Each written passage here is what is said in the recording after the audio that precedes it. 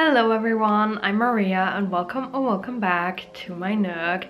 Today's video is going to be a reading vlog.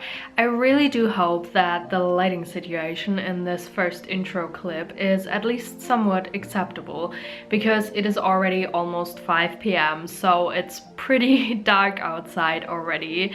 And let's talk about what my reading plans are. My hold for A Curse for True Love by Stephanie Garber came in via Libby a couple of days ago, and I plan on reading that book. It is the third book in the Once Upon a Broken Heart trilogy. I don't think there is an actual name for that series, but I think most of you know what that series is because it is pretty hyped on booktube and the internet in general.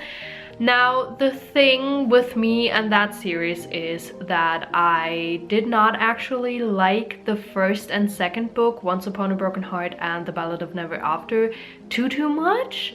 I gave Once Upon a Broken Heart 2.75 stars or something. It was less than 3 stars. And I thought The Ballad of Never After was just kind of okay. It was better than Once Upon a Broken Heart for my taste, but still just okay. You know what I mean?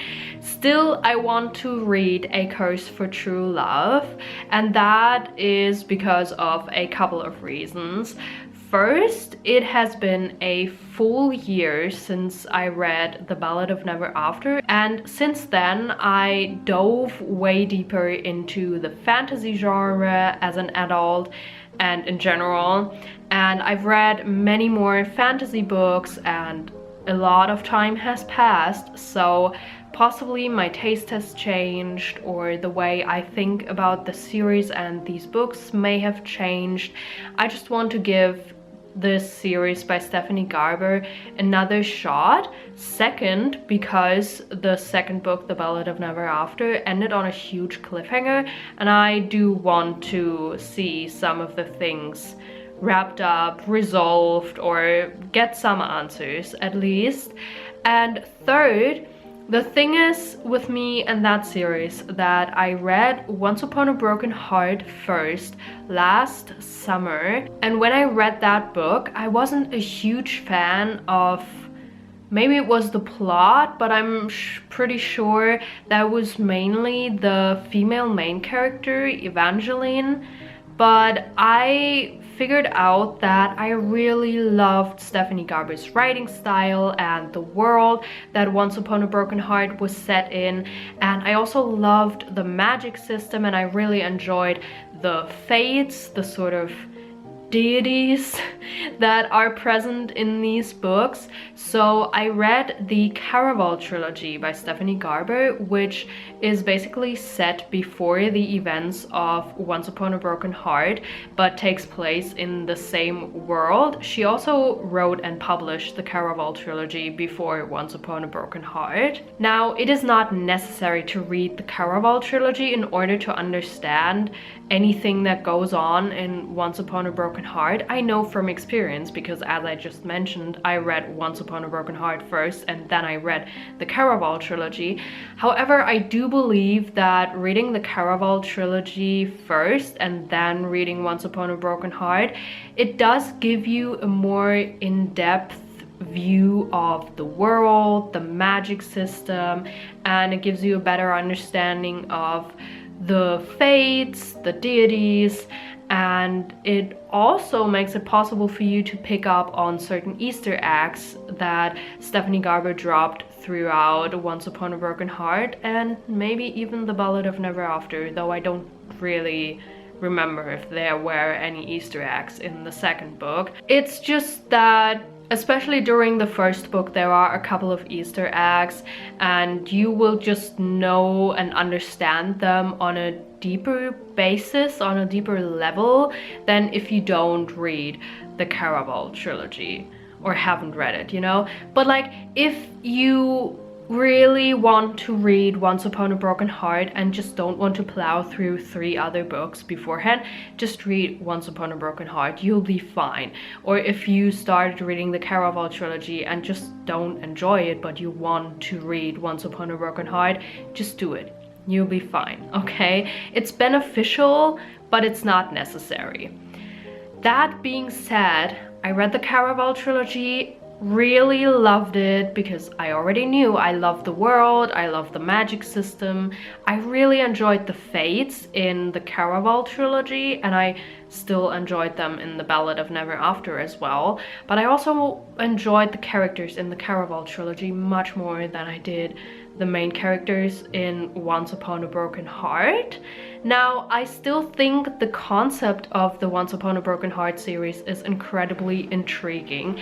And just today, I watched a video by Carrie Can Read, I believe was her name. I will try to link the video down below, where she reads the Once Upon a Broken Heart and the Ballad of Never After books in order to prepare for the release of A Curse for True Love. Like, she reread the books and then recapped all of the plot in her video, so it's filled with spoilers also, fair warning there. But like, it helped me refresh my memory on a couple of things, even though I thought I remembered a lot. But like, I still wanted to watch her video because sometimes you think you remember a lot and then you don't. So I watched her video, and while watching it, I remembered that I do find this concept of the series really intriguing. And if I hadn't read the books already and somebody would tell me about this plot and this concept, I would be like, yeah, that sounds interesting. I want to read those books. Which is obviously why I picked up Once Upon a Broken Heart to begin with. But considering that I have already read the first books in this trilogy and did not really like it, kind of a bummer. But while watching Carrie Can Read's video, I also realized that some of this plot is so incredibly ridiculous. It's not even funny anymore at some points. I can totally see why people love this trilogy, honestly. It just didn't really do it for me. And I think it's mainly because of the main character, Evangeline, which I also took a lot of time to realize and try to figure out what it is exactly about Evangeline that I don't really enjoy. Because I do really enjoy Jax, who's basically the male main character in this trilogy, and he also came from the Caraval trilogy, and he is one of the Fates, so I really enjoyed his character, but not Evangeline. And while watching Carrie Can Read's video, she talked about a few things about Evangeline, and that really resonated with me because Evangeline sometimes reads and feels like such an incredibly young character. She feels so naive and so childish in the way she acts and the decisions she makes, and it's because she truly, with all her heart and soul, believes in fairy tales and heroes and happily ever afters, and she really hoped for a huge portion of her life that she would one day end up in a fairy tale with a hero or elope with a prince or stuff like that. I don't know. So that's basically how she acts, in this naive and childish type of way. And now the thing is, that kind of naive and childish fairy tale hero belief probably exists in all of us, or most of us, somewhere in some way. It definitely does exist in me too, because I read fantasy books and I read romance books and I believe in them. I believe in the fantasy worlds, I believe in the heroes in those worlds, I believe in the characters and the plots, and I believe that there will be a happily ever after in the romance books that I read while I read them. So there must be that type of naive, childish fairy tale believing part somewhere inside of me as well. But the thing is, for me, it's just a small part of my character, and there's a lot of rational other parts of my character that also act and make decisions. And for Evangeline, this naive and childish part is basically all of her character, or it makes up a huge part of her character, and that is probably what bothers me a lot about her. I don't quite remember how old she is in the books. I know and remember that she's very young, but she definitely feels even younger. Like, sometimes I felt like I was reading about a 10-year-old child plowing through this plot and this story, even though she's probably at least 16, 17, at least, if I remember correctly. And I feel like that's mainly what bothered me. But I have heard from a couple of people that in A Curse for True Love, she actually underwent a character development of some sort. So I'm curious to see that, and I just want to give the book another chance, and hopefully I will be surprised positively.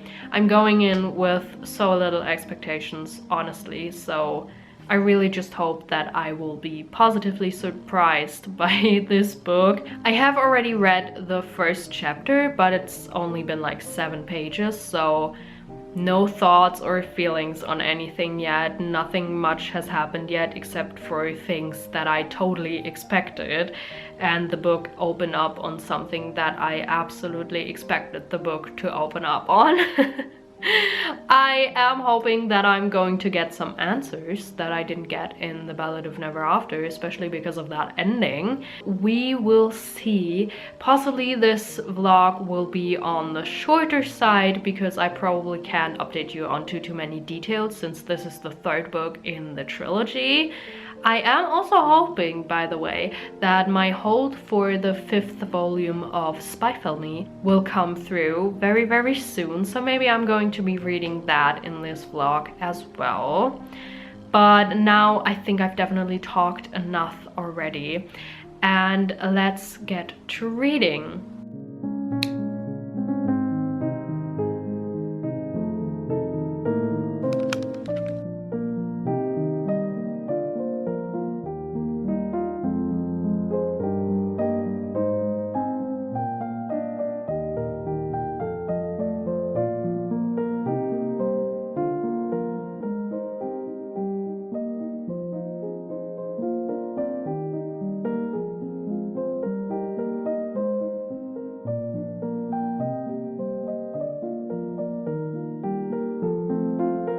Alright, it is the next day, and I thought I would give you some sort of initial thoughts, even though I already gave you quite a lot of initial thoughts about this whole series in my intro. But now I finished chapter 8 last night, and I am 20% into the book now, so I thought I would give you just a small update, you know. I can't really tell you what's been going on, but Evangeline has basically set herself on the mission to try and find a solution for the problem that came up at the end of The Ballad of Never After. I think that's all I can tell you, probably. And I am starting to see the character development or the character change that people have been talking about, and I think I like it. Honestly, I've been enjoying seeing this side of Evangeline in this book because it is quite different, and it also changes a couple of the things that have bothered me about Evangeline in the past. And it just makes for a nice change, and I'm definitely intrigued to see where that type of character change will take her throughout this 3rd book.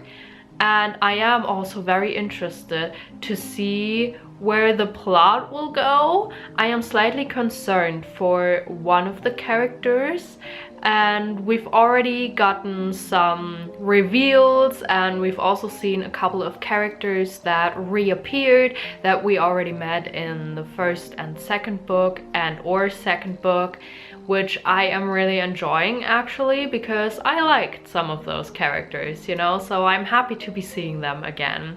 Some of those characters I do not like, however, and I do not like seeing them again and seeing that they're still up to all their bullshit, you know? But I am intrigued to see where the rest of this plot will go.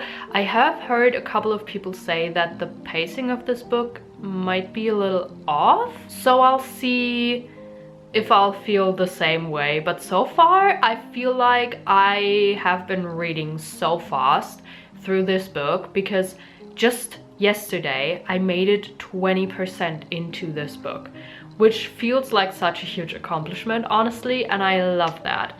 The book is also much shorter than I expected it to be. The ebook that I'm reading via Libby only has like 320 or 330, something in between that, pages, which is a lot shorter than I expected, and it's also shorter than the first and second book.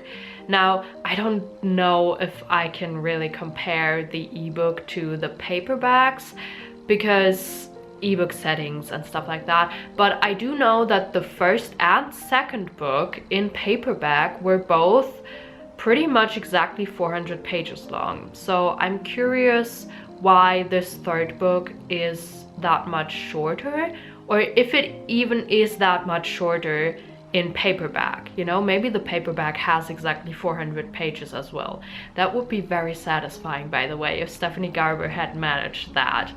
But the ebook is definitely much shorter than 400 pages, and I didn't expect it to be this short. I also have been doing a lot of journaling yesterday. Maybe I will show you some of that throughout this vlog. Maybe not, because I have quite a lot of catching up to do, to be honest, and I might just want to focus on it to get as much done as I can before the year comes to an end. And filming in between will always kind of take my focus away, and it'll take more time, obviously, but I'll see. Maybe I'll show you some of it. And yeah, that's my update for today. I'm not sure if I'll have another update tomorrow, because I think I might wait longer to do these updates from now on, because obviously I can't really talk about any details, so I might as well wait until I've read like 100 pages or whatever before I update you next time, because there won't be anything to tell you after like 50 pages. So I'll see when I update you the next time, but in any event, we will talk again when I have another update.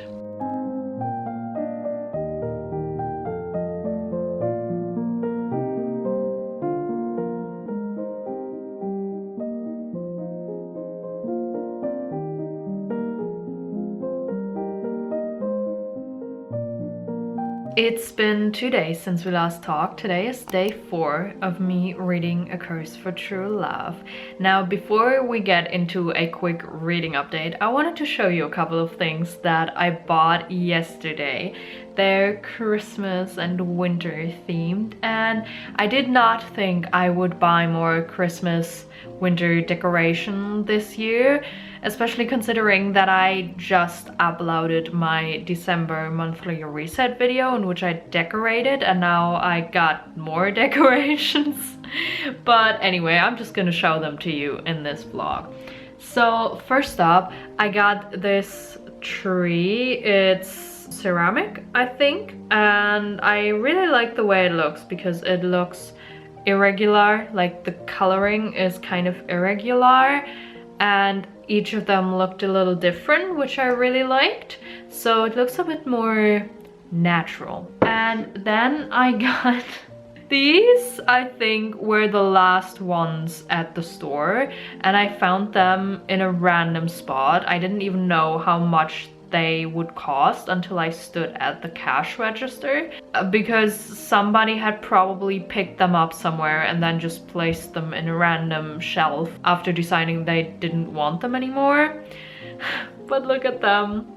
I love these so much. They're sparkly and they look a little funny. I just love them a lot. I can also put them up like this. I don't have to lay them flat or anything. I can put them up like this, you know, which is really nice. And then I got something that's so pretty, in my opinion. It is this tree. I hope it focuses, sort of. It's this tree that's like glittery at the top, and then it's got these little ornaments, and I just think it's so pretty, honestly. And the last thing I got was stickers. Oh my gosh, I think these are so incredibly adorable. Look at these little penguins. Oh, I'm so in love. I can't wait to be using these. I'm so looking forward to that. But now let's get into a reading update for A Curse for True Love. So I just finished chapter 24. I am 51%-ish into the book now. And I feel like not too much has happened since we last spoke, but also a few things have happened. There was another POV introduced. We've got 3 POVs by now. One of them is only being occasionally sprinkled in, and I definitely want that POV to be shown way more often, to be honest, because it's the POV of a character that I really enjoy and really love. So I want to see that POV more often, but I'm afraid I'm not gonna get that wish. One of the characters who I liked at some point during this series and then felt kind of neutral toward at some point, and then thought like, they did some shitty things, but they're still kind of okay. They've started doing some really shady stuff and some really calculated and cold-hearted and cold-blooded stuff, and I'm like, whoa. And the narrative, like just the last chapter, opened on the sentence of character X was not a murderer, they just killed people when absolutely necessary. And I was like, wow, can we stop there for a second and like think about the definition of murderer, and also think about when it's necessary to kill somebody? Like, what?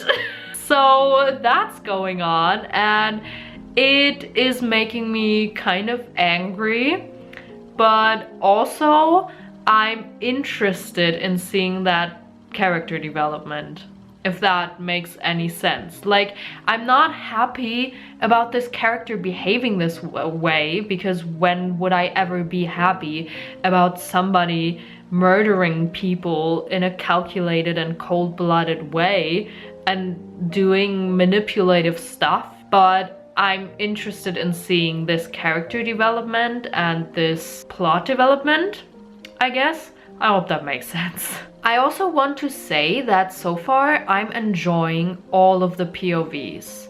I have heard quite a lot of people say that there was this one POV that everybody hates and nobody really cares about, you know? That's what I've heard about this book. And apparently I've got an unpopular opinion about this, because I'm enjoying all the POVs so far.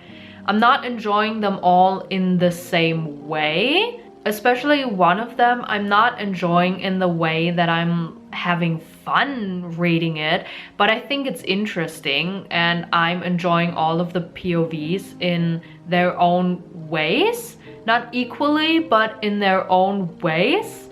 I hope that makes any sense. I'm not really sure what I'm saying right now, but these are just thoughts I'm having, you know what I mean? And in general, I'm kind of enjoying this book, probably because I don't care too much about what's happening. I'm not too invested, so I can't really be disappointed by anything that's happening or anything that's not happening. So I'm good right now, and it's been a positive surprise so far. I hope it stays that way. And anyway, I am going to continue reading now. Oh, by the way, I also feel like this has been a pretty quick read so far. Like, reading Stephanie Garber's writing is it just flows really nicely and goes really easily, I feel like, and this book reminds me of that, which is really nice. I definitely enjoy that as well. So now I am going to go back to reading and update you whenever I have another update.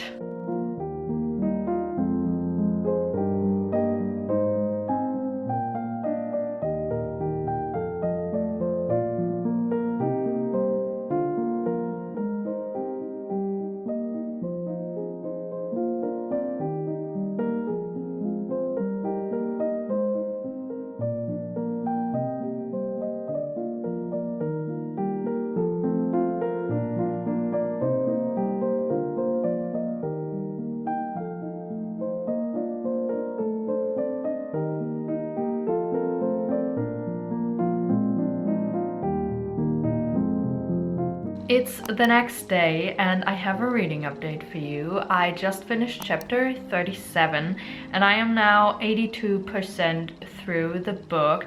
I have about 57 pages left in the ebook if I calculated correctly. So not that much left to go, but a lot of stuff has happened. Quite a couple of plot twists and reveals have come up. That was one huge thing that has happened that has basically turned the whole story around, and it's proving interesting. Like, I didn't really know if it would happen at all, but I didn't really think about it too much either. So when it happened, I was like, okay, cool, we're doing this, let's go. But yeah, as I already mentioned, it's proving to be kind of risky. There are a lot of dangers going on. There are people dying and stuff, especially of a certain group of people. And I want it to stop, honestly. I do have a couple of theories about a couple of things. A few of them have already proven correct, and a few of them haven't been proven correct, but also haven't been proven incorrect yet either, because there are still some things left unanswered. I still have a couple of questions, and actually I have gotten more questions, especially concerning the timeline of these books, because some things were revealed in this book that happened in the books before, like the first and second book, mostly the second book, I think, if I remember correctly. And I'm like, how does this work timeline-wise? I'm confused about a couple of things, but I'm not sure if it's just because I don't remember the first and second book as well as I should in order to not be confused about these things, or if maybe these things are confusing and they are unclear and they aren't working out timeline-wise the way they should. So I'm not sure about that. Maybe I'll get answers at some point, or maybe I'll try to look it up on the internet once I have finished this book. But I just don't want to look anything up right now, because I'm scared that I will get spoiled for the rest of this book, which would honestly be kind of frustrating considering that I'm so close to the end of this book and I haven't gotten spoiled for anything yet. There was one reveal just now, basically, that is making me feel a bit concerned for the characters and how their story will continue. And I'm also wondering how Stephanie Garber will wrap all of this up, because as I already mentioned, there's 57 pages left of this book, and there's still so many things hanging up in the air without answers or conclusions or anything.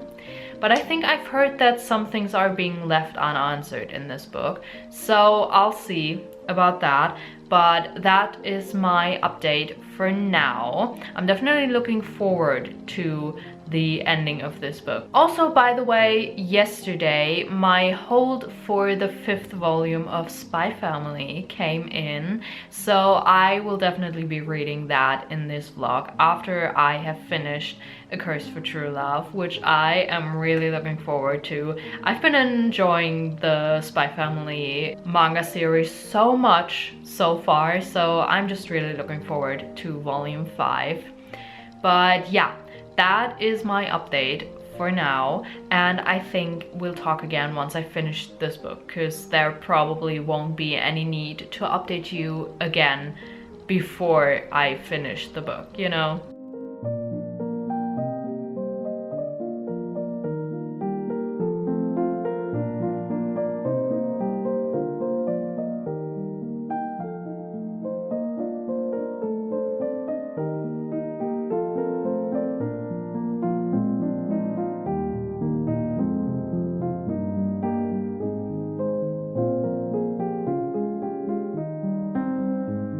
Hello, it is the next day and I have, as expected, finished A Curse for True Love by Stephanie Garber.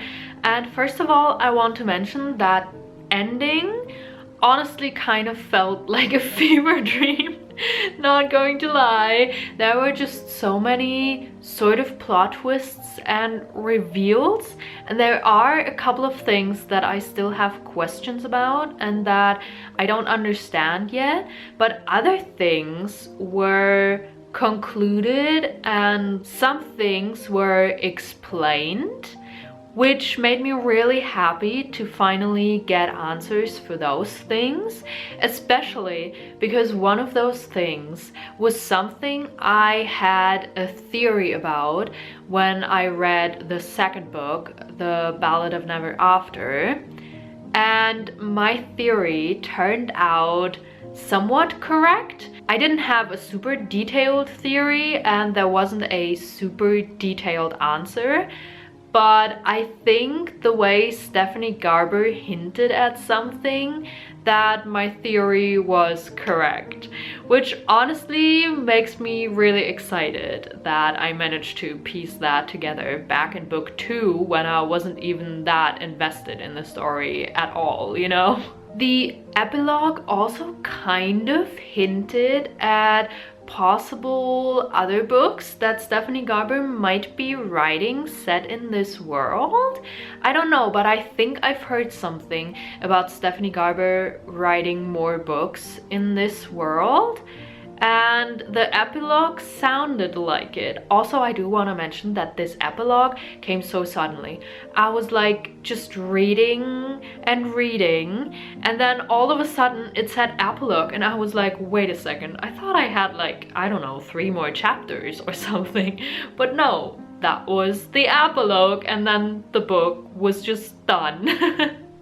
And now I feel kind of odd that this series is over now and that this book is over now, and I also feel a little odd about the fact that I enjoyed it as much as I did.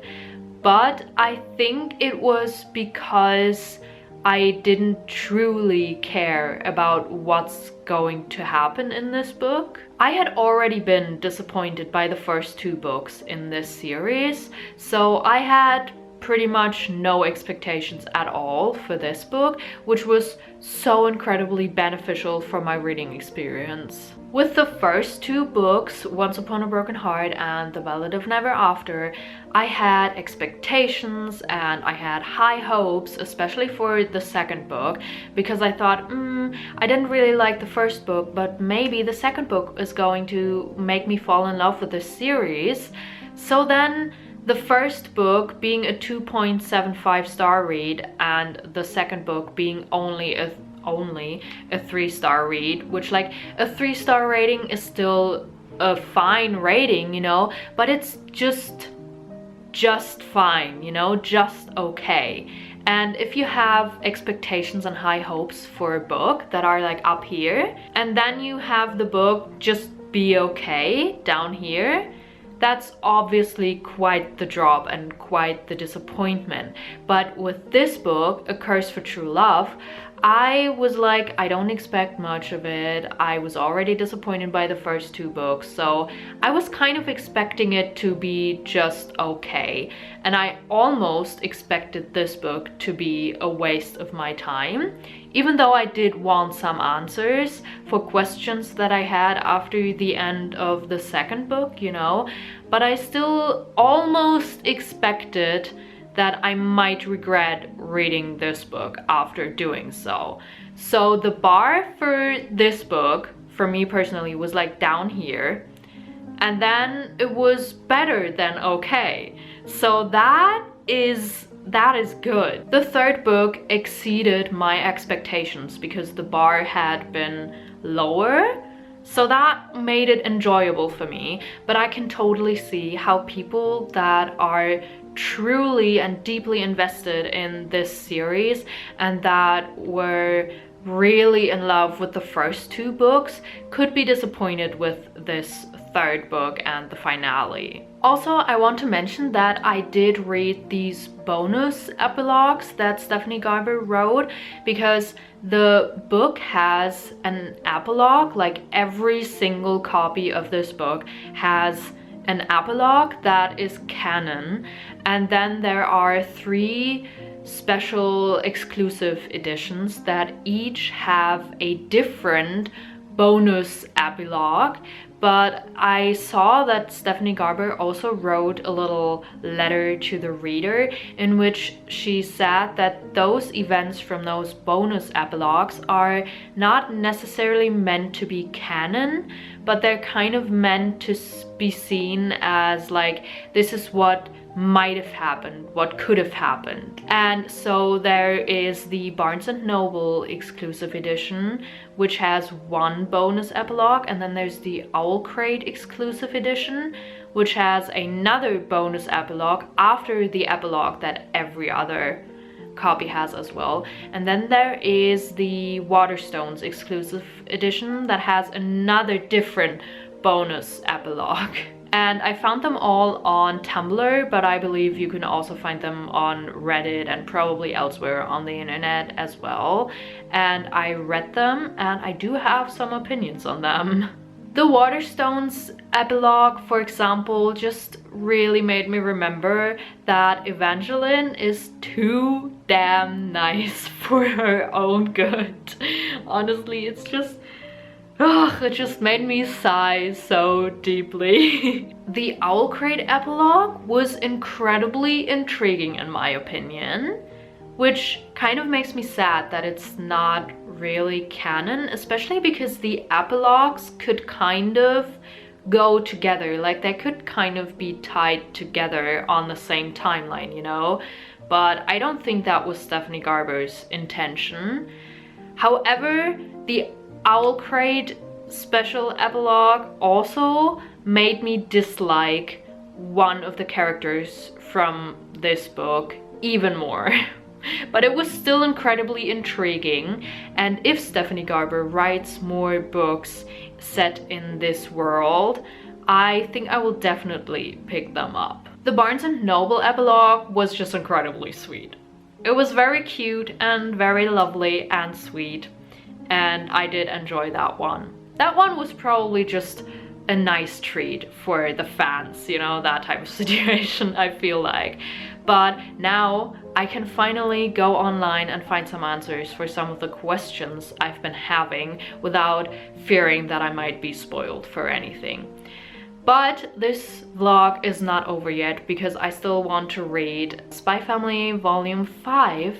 However, I will only start reading that tomorrow because I want to allow myself to sit with my emotions and feelings and thoughts about A Curse for True Love for the rest of the day. And then tomorrow I will pick up the 5th volume in Spy Family and I will take you guys along for that as well. I'm really excited to read that volume.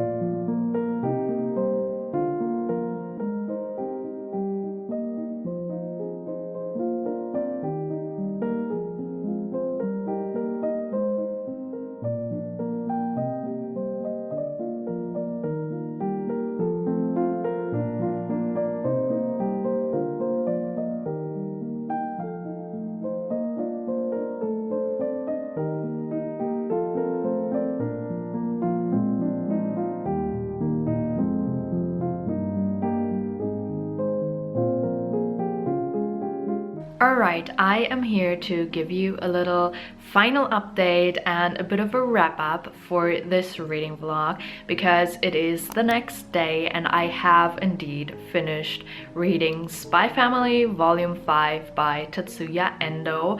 By the way, I have realized that I never actually really told you what this volume or this manga series is about, and while I can't really tell you what this volume is about since it's the 5th volume in a series, I can't tell you what the series is about. Now I think most of you already know what it's about if you've been on my channel for a while because I've been talking about the series for months by now.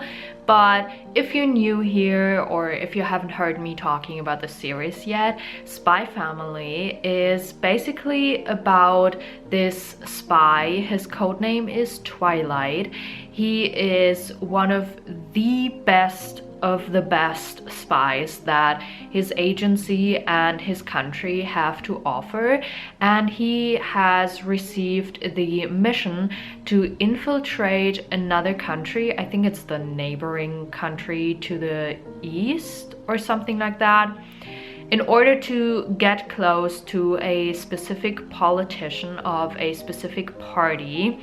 And because that politician is very private, very secluded, Twilight has to take up the identity of Lloyd Forger, and he has to find a fake wife and a fake child in order to pose as a family and then get his fake child enrolled in this very prestigious and private academy where the sons of that politician are enrolled at as well. That's Twilight's current mission. Now, he went to an orphanage to adopt a child and he found Anya there. Anya is, I think, 4 or 5 years old. She's an adorable little girl. She's so cute, but she's also a telepath, which comes with a little bit of a twist. Now, Lloyd, or Twilight, whatever you want to call him, then found your Briar, now your Forger, and asked her to be his fake wife.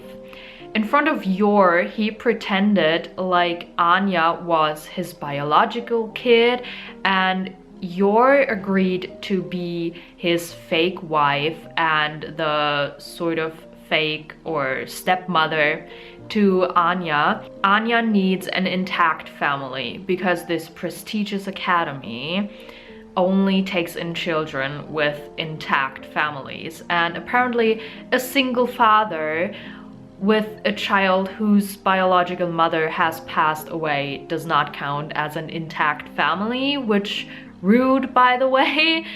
And Yor agreed to Lloyd, also because she's in her late 20s, and being a woman in your late 20s and not married and not even dating anybody is kind of looked down upon or frowned upon. She's getting weird looks, weird comments whenever she tells somebody that no, she's not dating anybody or anything. And that, by the way, is rude too, but it's the society Yor lives in. So she agreed to be Lloyd's fake wife in order to get all that off her back. And now they're posing as a fake family. But here comes the catch. Lloyd is secretly a spy, right? But Yor also has a secret identity because she is an assassin. She's a contract killer as her second job, basically. And here comes another twist. Because Anya is a telepath, she can read minds, so she knows that Lloyd is a spy in secret, and she knows that her adoptive mother is secretly a contract killer. And she also knows that neither of them know of the secret identity of each other, and neither Lloyd nor Yor know that Anya is a telepath. So that's kind of the concept of this manga series, and I think it's so cool, so intriguing, it's so funny. Honestly, it makes for so much fun throughout the series so far, and I just love the Forger family so much. To be honest, the 5th volume was not my favorite so far. It was probably my least favorite so far, actually, but that doesn't mean that I didn't enjoy it. I did enjoy the volume, it's just that like one of them has got to be my least favorite, right? And I definitely did enjoy the first 4 volumes more than I enjoyed the 5th volume. The 5th volume was mostly small side missions that didn't feel super integral to the plot, at least not yet. Maybe they will at a later point in the story, but as of right now they just felt not as if we were straying from the main mission. I can see how they could potentially be necessary and important for the plot, but they just felt pretty minor in the moment. I still enjoyed them, they were still fun, I still had some good laughs while reading this manga. Especially mission number 24 was so incredibly cute. I just love how hard Yor is trying to be a good wife and a good mother, and as I already mentioned, I just love the Forger family so much. We also got a bit of backstory almost about this child of the politician who's the target of Twilight's mission, and I thought that was very interesting because that gave his character, like the child's character, not the politician's character, but also his character actually, a bit more depth, and I really liked seeing that. There was also a new character introduced, which I have kind of mixed feelings about, because I do think I find the new character intriguing. They seem like a total badass and absolutely intriguing, but with this introduction of this new character also came the possible introduction of a certain trope. And without giving away too much, it's a trope that I do not like not at all actually.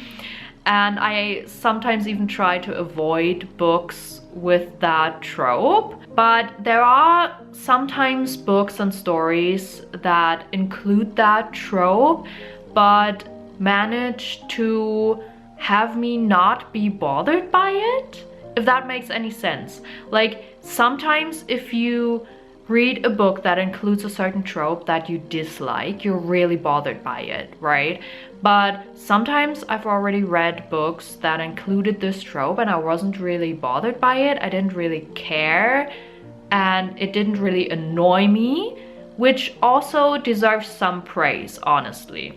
To write a book with a trope in a way that it doesn't annoy people that don't like that trope. I don't know. But anyway, this trope might be introduced in this series now, which I would not be a big fan of. One, because I don't like the trope, and two, because I also kind of think it's unnecessary. I objectively think it's not necessary to include this trope, and I also personally don't really need this trope to be included for like extra spice or extra drama, because I feel like that might be what the author is intending to do with this trope, to add a little extra spice or something. But I don't really need that. At least I don't think so. Maybe in future volumes I'll be thankful, because otherwise I would have been bored. I don't know. I'll see. But as of right now, I have mixed feelings about this introduction of this character and the possible introduction of that certain trope. Hope that made any sense. But anyway, I'll give you a quick final wrap up for this vlog, because I did read A Curse for True Love by Stephanie Garber in this vlog, and it was actually a really pleasant surprise for me. I didn't really enjoy the first two books in that series, but the third one I actually had quite a good time with. I was pleasantly surprised. It wasn't my favorite book of the year or anything, definitely not, but it was better than the first two books, and that was good. Now, the fifth volume of Spy Family by Tetsuya Endo I just talked about. I enjoyed it, but not my favorite of the series so far. So for the people that are interested in it, that means I have read a total of 437 pages in this vlog. And now with that, I will let you guys go. Please feel free to like and subscribe, and maybe let me know down in the comments if you have read either of the books that I have read in this book, so we can talk about it. Or if you haven't, you can just let me know what you're currently reading or what you're planning on reading anytime soon, or you can tell me anything else. I'm all ears. Thank you so much for watching, and other than that, I will see you guys somewhere else on the internet or in my next video. Bye!